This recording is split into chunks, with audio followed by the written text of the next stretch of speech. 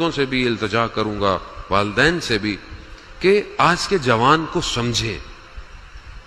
ہم سے غلطی ہوتی ہے، ہم جوان کو سمجھ نہیں رہے ہیں، ہم اس جوان کو اپنے زمانے کا جوان سمجھتے ہیں، جبکہ مولا متقیان خود فرماتے ہیں جو تمہاری اولاد ہے یہ آنے والے دور کی ہے، اس کا زمانہ الگ ہے۔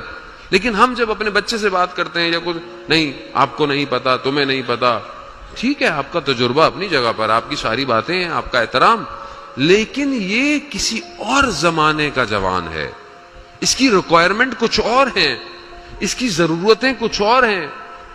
آج والدین بہت سارے اپنے بچوں کی باتوں کو، چاہے وہ بیٹیاں ہوں چاہے وہ بیٹے ہوں، ان کو اس طرح نہیں انڈرسٹینڈ کر پا رہے، تو آج جوان ڈپریشن کا شکار ہے۔ آپ یقین کریں، یہ حقیقت ہے، جوان ڈپریشن کا شکار ہے، اسے سمجھ میں نہیں آ رہا ہوتا کہ میں یہ کرنا چاہتا ہوں یا میں یہ کرنا چاہتا ہوں یا میں یوں سوچتا ہوں، چاہے وہ جوان بیٹیاں ہوں چاہے وہ جوان بچے ہوں۔ پہلی بات تو ان جوانوں کے لیے کہ بہرحال موقع نہیں ہے، لیکن بہرحال آپ کوشش کریں کہ ان کی جوانی میں ان کی شادیاں کروائیں، پہلا کام یہ کریں۔ کیوں؟ کیونکہ دشمن پوری کوشش کر کر ان کے نفسوں کو خراب کر رہا ہے، کوشش پوری کریں۔ بہرحال کیوں؟ کیونکہ اس زبان کو کمال پہ پہنچنا ہے، تو ہر وہ راستہ جو اسے تباہی کی طرف لے کے جا رہا ہے اس کو بند کریں اور اس سے بات کریں جوان سے۔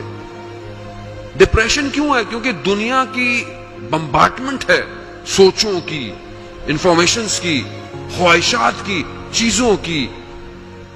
ہم خود بچے کو بیٹا بڑے ہو گئے یہ بننا وہ بننا، نہ، بچے کو بڑے ہو گئے یہ نہ بتائیں تم نے پیسہ کمانا ہے، نہ، بچے کو یہ بتائیں کہ بیٹا تم نے خوش کیسے رہنا ہے، یہ سکھائیں اسے، تم نے انسان کیسے بننا ہے بیٹا۔ کوئی فرق نہیں پڑتا بیٹا، تم کچھ بھی بنو، تمہارا اخلاق اچھا ہونا چاہیے، تمہارے وجود سے کسی کو تکلیف نہیں ہونی چاہیے۔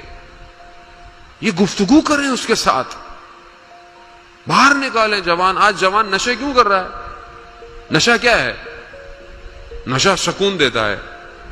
کس کو سکون دیتا ہے؟ دماغ کو۔ کیسا سکون دیتا ہے؟ سن کر دیتا ہے، اسے پتہ ہی نہیں ہوتا وہ کہاں ہے، یعنی اس کو حقیقت اس کے آگے چھپا دیتا ہے تو وہ سکون میں رہتا ہے۔ کیوں وہ تنگ ہے اس حقیقت سے جو اس کے اطراف میں ہے؟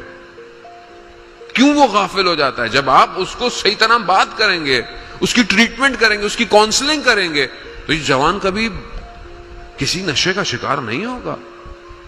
اسے لذت خدا اور عبادت خدا میں ملوث کریں، اور وہ تبھی ہوگا جب میں خود عبادت کروں گا، تبھی تو یہ عبادت کرے گا۔